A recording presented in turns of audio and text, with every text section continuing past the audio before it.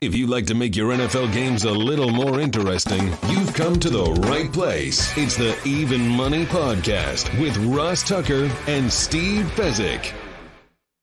Hey, Vegas, baby, Vegas. It is the Even Money Podcast, presented, of course, by DraftKings Sportsbook. I'm Ross Tucker. He is Steve Fezzik. You should check us both out on social media. I'm at Ross Tucker NFL, Twitter, Instagram, Facebook.com/Ross Tucker NFL, even TikTok now. He's at Fezzik Sports on Twitter and getting more and more active on Twitter. Hilarious, whether it's food or whatever he's talking about. It's amazing. And this week, we're going to dive into a bunch of different things, including how to gamble correctly if you are a novice, which I am really looking forward to. But first, Steve, I did want to start with some NFL stuff and CFL stuff, because we like to dive into these things and give people a little bit of a heads up. Now, we did season win totals, I don't know, maybe it was a month ago now at this point, but there's something that you noticed that you wanted to give everybody a heads up on as it relates to the NFL season win total numbers. Yeah, so the NFL, every team plays 17 games. So what should their season win number be on average? Should be, 17 divided by 2. That would be 8.5. Yes. Further, you can tie in the NFL. Small chance for a tie. So you make it 8.45. So make a slow extra vig to the under for that tie probability. But that isn't what the current average is. The current average is just short of 8.6. Now, this makes sense for us because what's happening? Bettors are betting on teams more than against teams. You've got the homers that want to bet on their teams. And bottom line is, when you get optimism about a team, people bang those teams hard. Like, oh, the Jets had such a great draft. They moved up from 5.5 to 6. The Saints are going for it this year. They moved up from 7.5 to 8.5. Baltimore is loaded. They were injured last year. They moved up from 9.5 to 10. You get the idea. Yes, there's a few teams that have come down, but more teams have come up. So the average now is above 8.5. Well, there's not a lot of house vig in these season win numbers, minus $1.10 in each direction on average. So if you just blindly bet every NFL team under and you shop for the best number, Ross, you'd have the edge against the books playing contrarian and going under the total on these NFL teams because the average is just too high. I don't know why more people don't. They just don't. I mean, we've been talking about this. You've been talking about this for years. Absolutely. And you can tweak it even further and to say, you know what? The AFC teams, they only have 8 true home games. Jacksonville only has 7 true home games this year. That's not fully reflected in the strength of schedules because when everyone calculates them, they just look at your opponents and they don't recognize, hey, there's an extra road game. So if you want to take a little subset of that strategy, if you shopped and only played every AFC team under, I think you'll do very well, especially because the AFC is tougher than the NFC. Their season win numbers are a little bit higher, but they got to play each other. So it's a zero-sum game in 12 of their 17 games where they're playing other AFC teams. I think you're going to find outstanding value on select AFC teams under. And if you played them all under, I think you'd do just fine also. Got it. Okay. What about the fact, Steve, that every NFL game has a line already? I mean, how many of these other lines have you already gone through and attacked? Yeah, I've looked at them all. So I got my little booklet here from the Las Vegas Westgate. Used to be the Hilton, and so like every line, I got the spread on every game there. I'm shopping other places, and I've got little notations of bets that I've made against the DraftKings, against the William Hills and the like. So, and it wouldn't be unusual.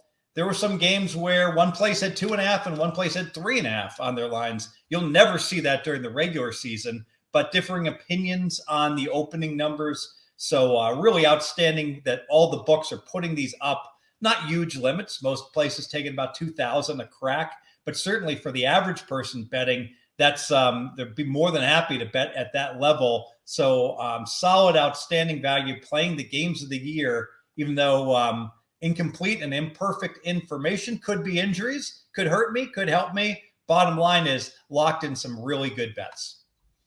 You know, it's interesting. A lot of people, Steve, even people that listen or watch this show, they still just don't want to make the bets till Friday or Saturday of that week. They just don't. They have a routine. They look at their app Friday night or Saturday, maybe even Sunday morning, and they play some bets because they want some action on the game. You know what it comes down to, Steve? And I'm not saying this to diminish those people. We all have lives. We all have things going on. I totally get it. But the reality is, for those people, it's more about having a rooting interest and action on the game than it really is winning, isn't it? Oh, absolutely. And I'm not going to begrudge anyone that's betting $100 a game or less and just having fun with it. The bottom line is, over the course of a season, you're going to win or lose less than $1,000. And, most daddies I know blow that in golf every year, just on equipment alone, Ross. Never mind going out and playing. So, that's A-okay. If you are betting $500 a game, at that point, I think I would go ahead and invest in getting good bets and actually winning at things. As an example, I'll throw this out like a game of the year. The Saints are going to be good this year. Atlanta's going to be terrible. Week 15, you could have had the Saints at home -5. I think we spoke about this on a previous pod. I think they're going to close -10. So bets like that, few and far between. But if you analyze and you're looking at which team is the buy signs going on versus the team, which is the Saints, versus a team that they're selling, Atlanta, and they're playing each other in the game of the year, usually the odds makers get it wrong. They base it upon the opening season win power rating, which is wrong initially, and you can get great value. Just out of curiosity, Steve, about how many, and you don't need to know the exact number, but about how many bets have you placed for non-week 1 games is, I guess, what I would say. I think about 45 right now. Wow. So you kind of had a good idea. You had a pretty good idea. Well, I went into William Hill and I put a deposit in. The ticket writer punched me up and his eyes grew really large. He said, "Wow, never seen this before." And I'm like, "Never seen? Is that good? Well, have you never seen this before?" And he's just like, "Never seen so much pending bets, especially during the middle of summer when nothing's going on." So interesting. But for you think you're getting enough value that it's worth it to you to have them hold your money that long? Sure, until August comes around, and then I'm calling you asking for a short-term bridge loan to get me through the first month of the season with all my baseball season wins that I've got all tied up and everything else. It's difficult because ultimately it's not unusual that suddenly almost my whole bankroll's in play because every bet I'm making during the summer on football isn't going to resolve itself until at the earliest September. That's actually an interesting point that we've never really talked about. How much value do you or do you not place in like the time value of money with your bets, especially since you're making bigger bets? Well, the time value of money for me is 0 right now because every day I lose money in the stock market. So, but I get it. I understand that's just an aberration. But the bottom line is, there are plenty of people who are buying and investing in bond funds and their 401ks earning 2% a year, Ross. So I'm only tying up my money for 5 months on really good bets that should earn 10%. And that's over a 5-month period. Got it. Very interesting. Excuse me. We might have to start to look at some of those other lines, other bets that you liked. I don't know if in mid-June or mid-July if we're going to have like go through every week 12 line, but I think we might ask for some other ones that you really like. You hinted at this last week, by the way, speaking of football, Steve, the CFL. You feel like you might have an edge in the CFL. Yeah, the CFL, the book is to play week 1 unders. And despite the fact they've got all these cool rules to help scoring, you only get 3 downs. And the league has started out very low scoring in the last few years. Well, they're taking a page out of the USFL with some of the rules changes in the USFL to try to promote scoring. So specifically, two changes. One is they're moving the hash marks closer together. So now the field will be wide in either direction. Supposedly, they think that that's going to increase scoring. I'm not so sure that's going to be that significant.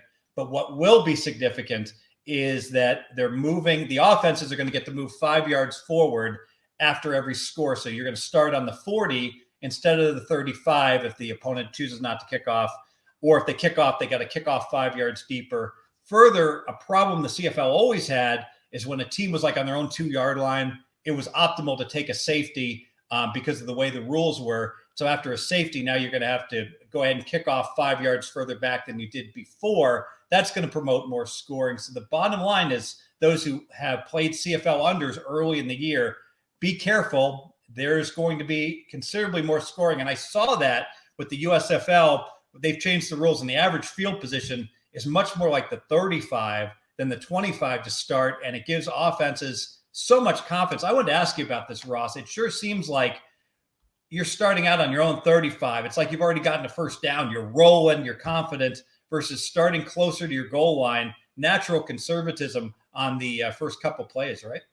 Yeah, and I don't know. That's a good point, and I don't know how to put a value on it, but there's definitely, I think it's a little more subconscious than conscious. But you run onto the field after a decent return, or you get decent field position. Maybe the defense gets a 3 and out, and you start the ball, past the 40-yard line. You're in the huddle being like, hey, we got to score here. We got a heck of an opportunity here. Whereas you start a drive backed up, like you get pinned at your own 5 or 12. You're like, let's get out of here. Like, let's get a couple first downs. It's kind of a different mindset. And I do know, because the special teams coaches used to harp on it all the time, there's a big difference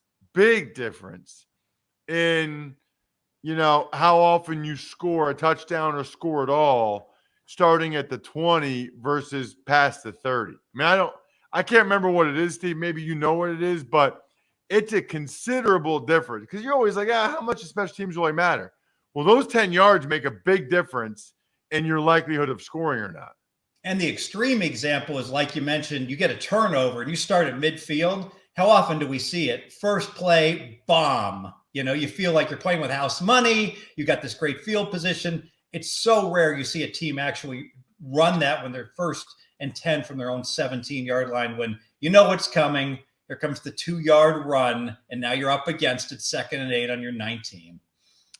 So how do you attach a value to those? With the CFL starting this week, there's some games Thursday night, Alouettes, Stampeders, Friday night, Red Blacks and the Blue Bombers. How do you attach a value to those two rule changes? Like, how do you know how much of a point differential it'll make? Back of the envelope, I'm estimating it's worth about 4 points, but I'm really not sure. We'll have to see what the actual data, how it plays out. And I'm going to pull back the curtain a little bit here. I can't be an expert at all sports, especially right now. Baseball's going on, WNBA's going on, USFL's going on. I can't follow the CFL like I would like. So, I rely on other experts, and there's twofold. Sometimes I'll share information with other experts. Got a friend from Canada, Leon, that always follows the CFL. But I'm reaching out to, there's any guy that's like a CFL expert. I just went ahead and emailed a guy that sells CFL picks. I'm like, I'll buy your CFL picks. He's a good guy, Ian Cameron. And I don't know what he's going to say. Maybe it's like, I don't really want to sell to you, Fez. You'll just move the market too much, but we'll see. But the more people I can get information from and share information with, the knowledge is power. And the more knowledge I can get, the more profitable I can be efficiently in a bunch of different sports. Wow. That's really, really interesting. We will see what happens with the CFL rule changes for sure. Fezzik, you are a dad. I am a dad. And you know what we want? We want steaks. Father's Day is coming up. It'll be here before you know it. I want meat. My dad wants meat. My father-in-law wants meat. My brother-in-law wants meat. Dads want steaks. And for just $99, this limited time package includes 16 mouth-watering entrees he's guaranteed to love, like smoky, tender, bacon-wrapped filet mignons. I've had these delicious gourmet jumbo franks. Their air-chilled boneless chicken breasts had those as well. Awesome. And for a sweet finish, delicious caramel apple tartlets. I'm getting hungry just talking about this right now with you, Steve. By the way, as a special gift for you guys, when you type even in the search bar and order the Dads Want Steaks package, you'll also get 8 free Omaha Steaks burgers. I've had a bunch of these. Delicious. They're bigger than ever, 6 ounces. Awesome. It's really very simple for you to do this. Order the Dads Want Steaks package. You'll get 16 entrees and 4 desserts, plus 8 free Omaha Steaks burgers. It's the best steak of your life, guaranteed. That's omahasteaks.com, keyword even. By the way, you know what you do? You know what goes down great with steaks like that? Athletic Greens. Listen, we're going to eat the meat that we get for Father's Day, and we're going to drink our vegetables. These companies should partner. I started taking Athletic Greens because of gut health, and because I don't eat as many vegetables as I should, and because it seemed like everybody I was talking to was also taking Athletic Greens. I felt like I was missing out. You're absorbing 75 high-quality vitamins, minerals, whole food source superfoods, probiotics, and adaptogens to help you start your day right. They have over 7,000 5-star reviews. My Princeton dude, Tim Ferriss, takes it. It's less than $3 a day. To make it easy, Athletic Greens is going to give you a free 1-year supply of immune-supporting vitamin D and 5 free travel packs with your first purchase. All you have to do is visit athleticgreens.com/money. Again, that is athleticgreens.com/money to take ownership over your health and pick up the ultimate daily nutritional insurance. We mentioned that you're going to tell people how to gamble correctly today if you are a novice, Steve. So I wanted to get to it. We're about halfway through the show. How do you gamble correctly? So this is going to probably be the most valuable piece of information for people who gamble. And I say for novices, but I'll say, it's also for people who've gambled all their lives.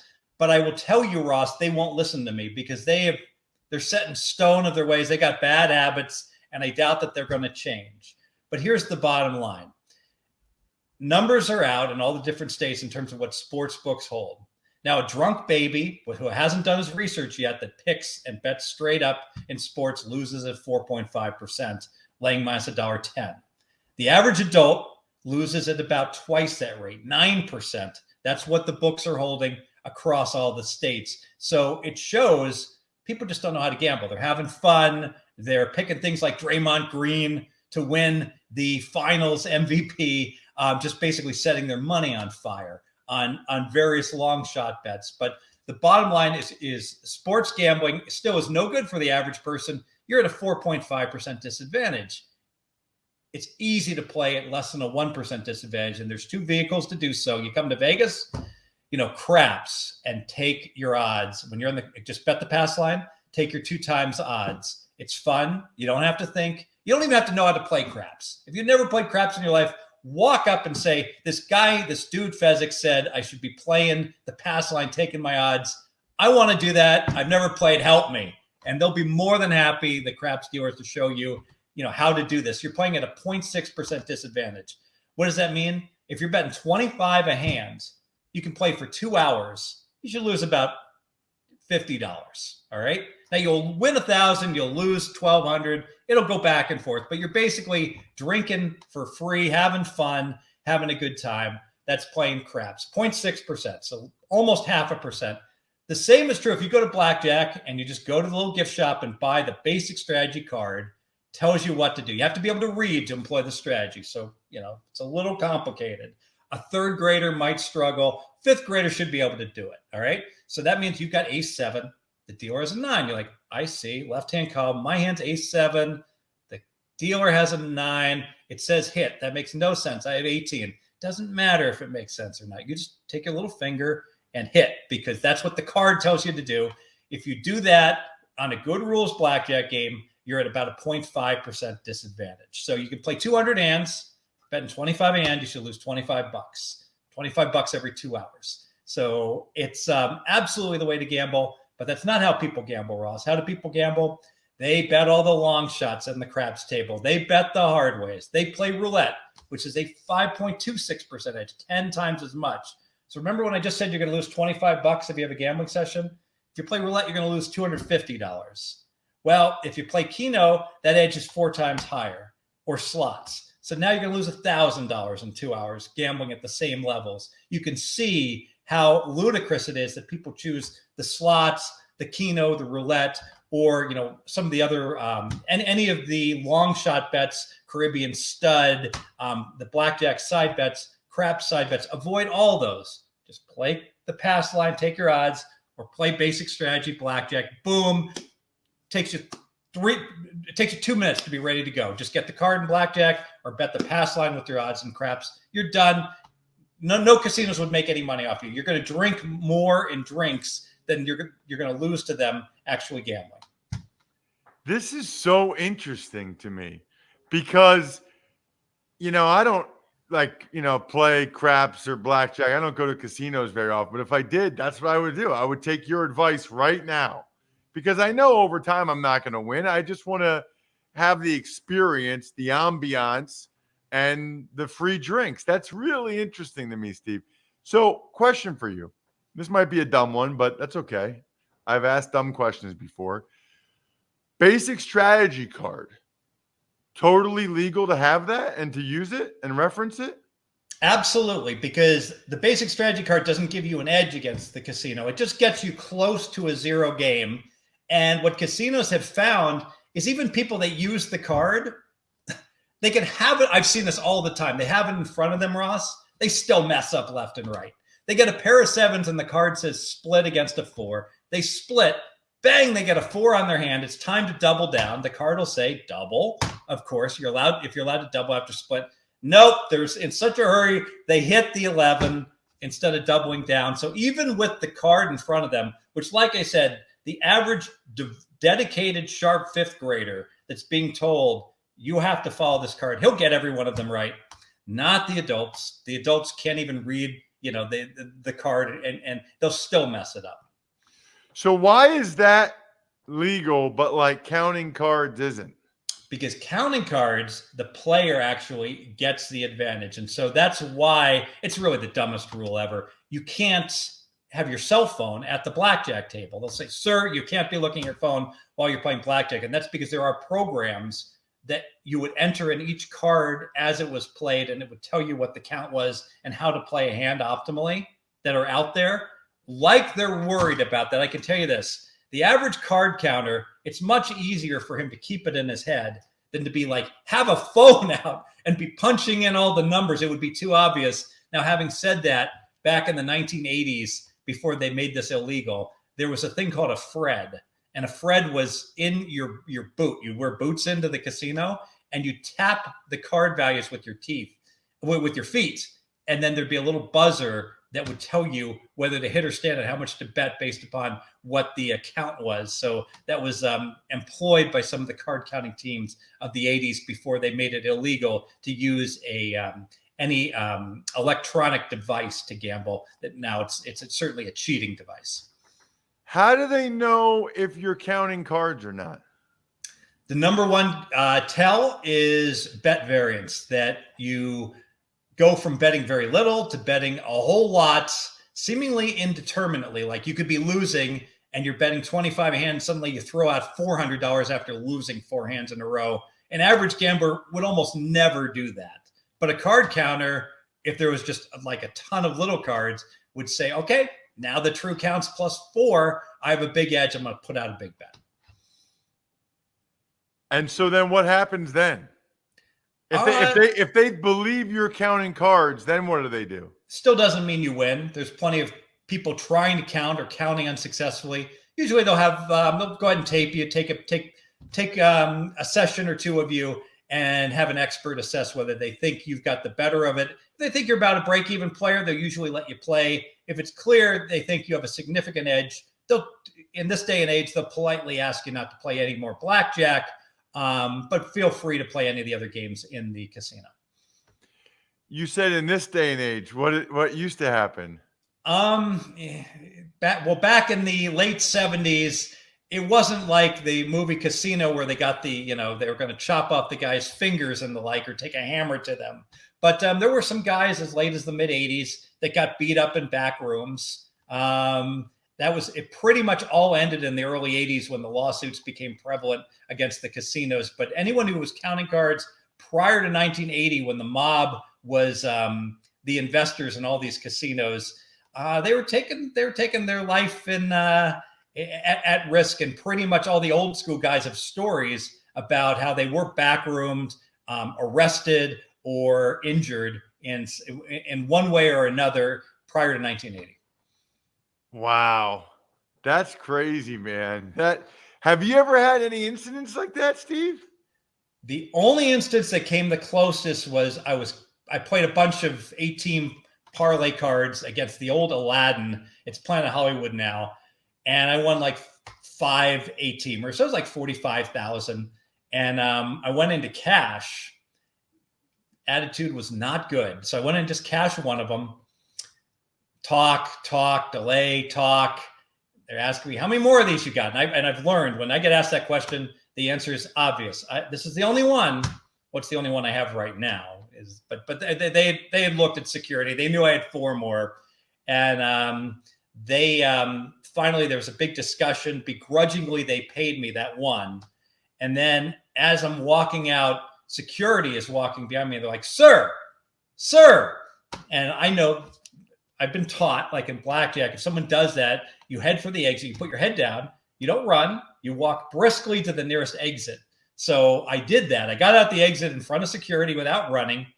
And then boom, I'm out. And like the old Aladdin, the sidewalk was like 8 feet above the boulevard. And there was all this like vegetation and landscaping on a big grade down like 8 feet below to the Las Vegas Boulevard. So I went ahead and was like climbing over bushes to get to the boulevard, which is like 3 lanes in each direction. And even when I got there, like I'm weaving through traffic, like putting my life on the line. And then I went back in to cash my other tickets like 2 weeks later with my friend David Matthews as an observer in the background, just in case they were going to backroom me and the like. But they were very professional and they just barred me for life from ever going back there. What did you think what do you think would have happened when they were saying, sir? Well, I think they just wanted to read me the Trespass Act, but I didn't really want them to read it to me because I still had these 4 tickets to cash. And now, what do you mean read you the Trespass Act? That's when you're 86 from a property and you're told you're not welcome to return. Should you return, you will be subject to arrest. You'll be trespassing on the property. This is very common for some of my pro blackjack players. That happens to them. They don't care. They wait 6 months. They just go back in and play now, knowing that the bean counters are running the casinos and they're not going to get beat up and they're not going to get arrested unless they do it like 4 or 5 times. So who taught you to just put your head down and walk for the exit? Where do you learn that? You didn't mention that in the How to Bet Like a Novice 101. You know, Arnold Snyder, who just wrote a great blackjack book, but he used to have a blackjack players forum. And so let me see if I can find one. One second. Blackjack players. Oh, here we go. So here's Arnold Snyder wrote Radical Blackjack. So this dude is amazing. If you think you know what you're doing in blackjack, read this book and you'll realize you suck at blackjack. He'll talk about how he can track the shuffle in casinos and how to take advantage of rebates. It's really spectacular, but he actually put out a quarterly blackjack news type of thing. And I used to belong to Stanford Wong's Black Chip Blackjack, which would give all kinds of details when there are promotions like which would be like a blackjack pays 2 for 1, things like that. So there's a whole community of pro blackjack players still, but not nearly as common as it was because, frankly, everyone just got kicked out that was, playing at a really high level. Steve, you have pretty good style. You probably get your clothes from Express. They have so many new and now stuff. The versatile shirts, the bold button downs. I'm a big button down guy. I love their polos. I love their different collars as well as the colors they have. If you need a suit, it's a great place to get a suit. They've got denim. I mentioned this before last week, I think. Big fan of their shorts. Big fan of their stretchy chinos. You absolutely should check out Express and their clothing, whether it's in store, online. Awesome. How many gambling books have you read, do you think? Probably 50. Parts of at least 50. Yeah. Wow. Okay. So, because I guess I'm curious how much of your knowledge is just through experience versus reading books about it. It's a great question because the poker books and the blackjack books are exceptional. Don Schlesinger writes exceptional books, but there's so many good books. Ed Miller on poker. There rarely are bad books on blackjack or on poker because it's so mathematical, even though poker, certainly there's aspects that aren't mathematical. Sports betting's different. There's tons and tons of bad sports betting books that literally I'll read the entire book and not glean one piece of information because they don't use math. They're very nebulous and they don't quantify things properly. Stanford Wong, the blackjack player, wrote a great sports betting book, Sharp Sports Betting. So, that's, King Yao is another guy that wrote a really good sports betting book. So, they're out there, but the good ones are few and far between. Most people don't know, how to effectively win betting sports. And frankly, a lot of these prop bets and new live wagering stuff is so new. No one has even written any good books on how to win at them. Interesting. Sounds like there's an opportunity there. Check him out on social media. He is the man at Fezzik Sports. Absolutely love my guy, Steve Fezzik. That was awesome. I mean, it was cool to get into the NFL season win totals a little bit and the CFL stuff, but really, really liked your notes, Steve, on how to bet 101, how novices can bet. And that's what I want. I want to be there for 2 hours. I want to get a bunch of free drinks, win some, lose some, ultimately not lose much. You know what? Ideal. If you buy in for $500 at a craps table, I think you could drink for free 20 minutes before even wagering $1 and just say, I'm still evaluating and just keep ordering drinks. $500 buy-in, I think, gets you 2 rounds of drinks without even wagering once. Someone should try that. Get back to me. Nice. I'm at Ross Tucker NFL. We are at Ross Tucker Pod. Remember, give us a 5-star review. Send that to me, and you can ask Steve any question you would like. Ross at rosstucker.com. Other than that, good luck, everybody. Hope you guys win some money. Thanks for listening to the Even Money Podcast. Make sure to also subscribe to the Ross Tucker Football Podcast, the Fantasy Feast, Business of Sports, and the College Draft. All available at Apple Podcasts, rosstucker.com, or wherever podcasts can be found.